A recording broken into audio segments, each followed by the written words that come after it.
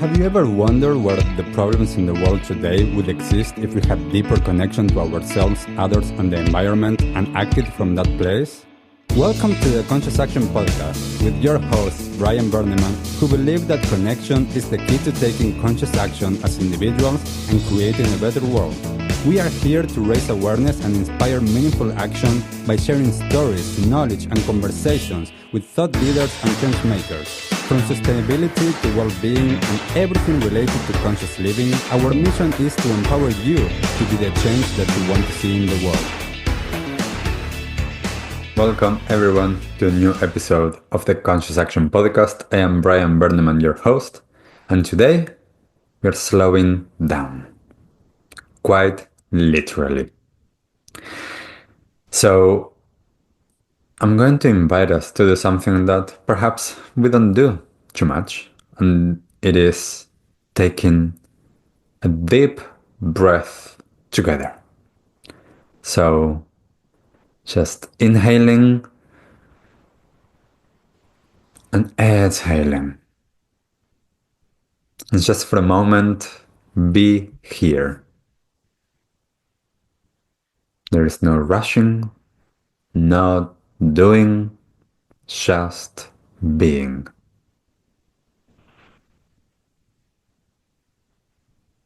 And this is what we're going to be exploring during this episode.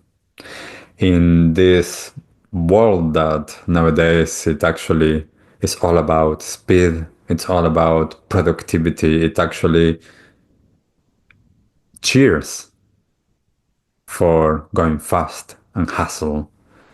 We have lost touch with something that is essential, which is rhythm, which is our presence, which is slowing down. If we look at ancient cultures, a lot of times, different indigenous people from the world, they were more connected to the rhythms of life. And slowness was actually sacred. Time wasn't something that we needed to dominate. It was something that we were able to dance with. And that is something that we can still do.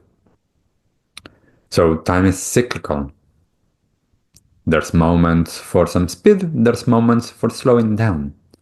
And why am I talking too much during this episode about slowing down? It's because we already live in a fast pace.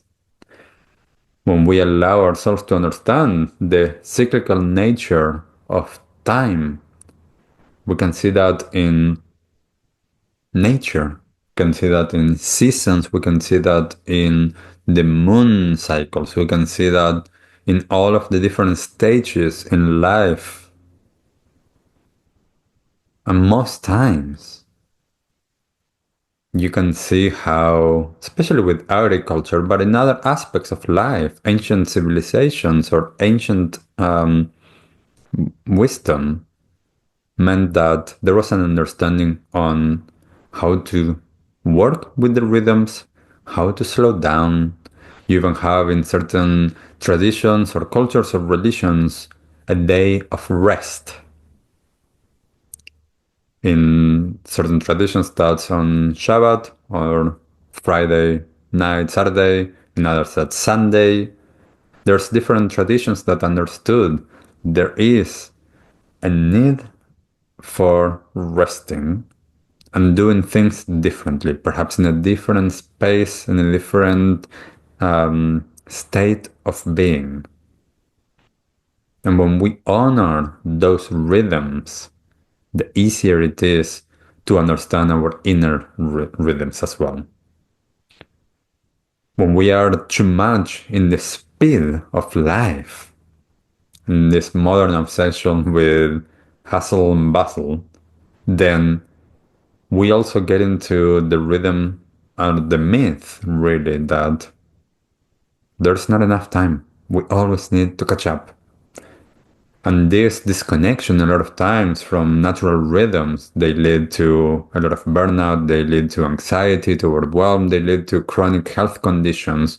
And I see this all of the time with a lot of my clients, that there's so much that's coming from our disconnection from our time and from that sense of urgency that most of the time is false. It is created by our systems, by what capitalism brings us, what the patriarchy brings us, what perhaps technology and social media brings to us.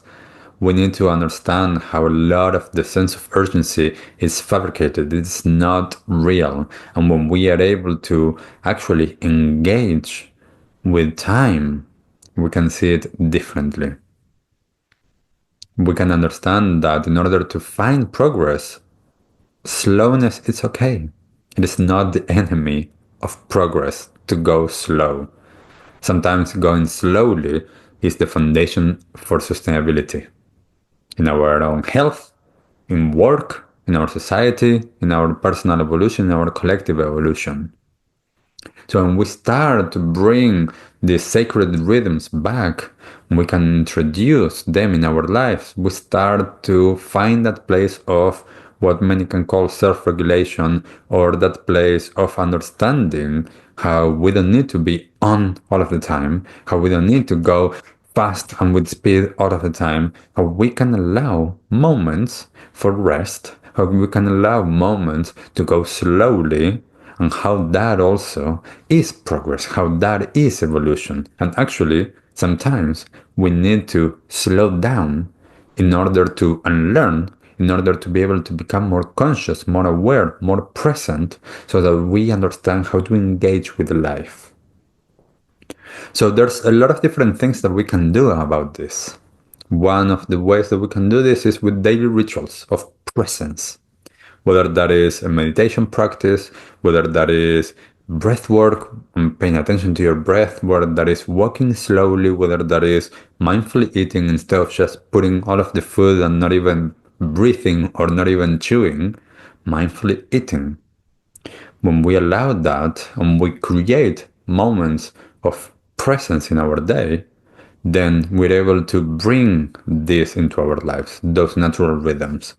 When we start to create blocks during the day to actually slow down, creating in our calendars, perhaps if you use a calendar, blocking time for slowing down, blocking time for yourself, blocking time for a pause, whether that is between tasks or between something that you're wanting to do, creating space to be, to pause, to stop, to slow down. There's also practices that you can do to align with nature's cycles. So perhaps, you can see the seasons depending on where you live and how much they change. You can align yourself with those. If you, for example, are in a place where winter is quite a strong winter, you can use that time for hibernation and to slow down and to take care of yourself. Perhaps during spring or summer, there's more the need for a more fast pace or for more energy and for socializing, especially for women as well, as we have explored during the podcast in previous episodes as well. And there's a great one for that, aligning with your own cycles, with the moon cycles. Those things allow us to be more connected, more present. For some people, this might be as well another thing to do is creating some detoxing from social media, from technology, perhaps going into nature for a retreat, or just for a way of connecting with yourself by disconnecting from your devices. And when we also allow ourselves to live with more intention and not with urgency, we can also allow ourselves to connect more deeply with ourselves, with the present moment, and with what we are doing in the present moment. So I ask you, where in your life are you rushing past what matters? And where can you let go of the pressures to constantly be productive, to go fast? Where can you create space to go a little bit more slowly? I know that for me, This was a huge part of my path of understanding myself, my feelings, my mind, my experience. Learning how to slow down. That was quite a process. It was a journey of some years of being able to bring some somatic practices with conscious movement, with really slow intentional movement to reconnect with my body, to reconnect with my feelings, to reconnect with the energy within, to reconnect with my breath, and to understand what was happening and how do I use what's happening? How do I process what's happening? How do I build from out? How do I respond to life accordingly based on what is actually happening? I remember as well that at one point, one of my teachers invited me to slow down not only during my practice time with those movements, also during the rest of the day. So, how does it feel and how do I experience walking from here in my room to the kitchen or to the bathroom or washing the dishes a little bit slowly or eating a little bit slowly or even speaking a little bit slowly. All of those things were showing me more about my experience. I was quite literally creating more space to experience, to feel, to have the chance to see things from a wider perspective and to start to respond appropriately instead of reacting. So, the more that I explored that, the more I was able to connect, and the more that I started to grow and to develop and to be more present. And that is a lot of different practices like meditation in a lot of different traditions that invites us to slow down. A lot of times with certain Buddhist practices of mindful walking, just slow walking as a walking meditation. That is a wonderful way of engaging with yourself, still exercising, still moving, still perhaps going somewhere, creating the space for that. Most times I make sure that in my schedule I have enough time to go from here to university or from here to my room to treat my clients so that I know that I can go walking and I don't need to rush as I walk. So I set the conditions for me to be able to do that mindful walking. So sometimes I don't have that time and I go with the car. But whenever I can, I set the conditions correctly. So there's a few different things that we can see that we might get some benefit from this. Our nervous system will be much more regulated when we introduce some different rhythm, some different speed, some slowing down into our experience. Slowing down, just our breathing can have such a huge effect on us. So I invite you to just reflect on remembering that going a little bit more slow or slowing down is not about doing less, it's about being more present with what is and what you are doing, creating greater space to understand, to feel, to be. So I invite you just to find just one moment, one breath, one pause, and allow that to be enough as a way to start. It doesn't need to be the entire day, it doesn't need to be all or nothing. Just one little thing, just one slow, deep breath, as we did at the beginning of the episode. Just to connect, to be present. As always, I would love to know what resonated with you. How do you already create space for slowness in your life? How do you allow yourself to move through the rhythms of life, to do this dance that is there all of the time? What does slowness mean to you? And where in your life are you invited to slow down?